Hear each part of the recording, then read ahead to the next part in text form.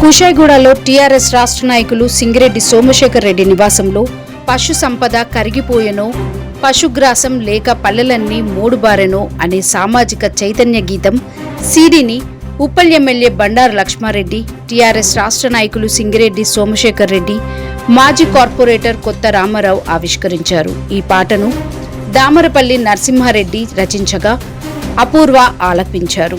సంగీతం, స్వరకల్పన, ఎడిటింగ్ను దండేపల్లి శ్రీను అందించగా జక్క రోషిరెడ్డి నిర్మాతగా వ్యవహరించారు. ఈ సందర్భంగా ఎమ్మెల్యే బండారు లక్ష్మారెడ్డి మాట్లాడుతూ తెలంగాణలో గ్రామీణ ప్రాంతాల్లో పశు సంపద గణనీయంగా తగ్గిపోతుందని ఆందోళన వ్యక్తం చేశారు. పశుగ్రాసం కొంత కారణంగా కళేబరాలకు తరలిపోతుండడం వ్యవసాయం, పాడి పరిశ్రమకు ప్రమాదకరమని అన్నారు.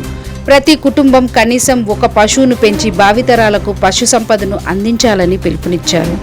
టీఆర్ఎస్ రాష్ట్ర నాయకులు సింగిరెడ్డి సోమశేఖర్ రెడ్డి మాట్లాడుతూ పశు సంపద తగ్గిపోవడంతో సహజ వ్యవసాయం దెబ్బతింటుందని, పశువుల పేడ స్థానంలో రసాయన ఎరువుల వినియోగం పెరగడం వల్ల భూముల సారవంతం తగ్గిపోతుందని అన్నారు.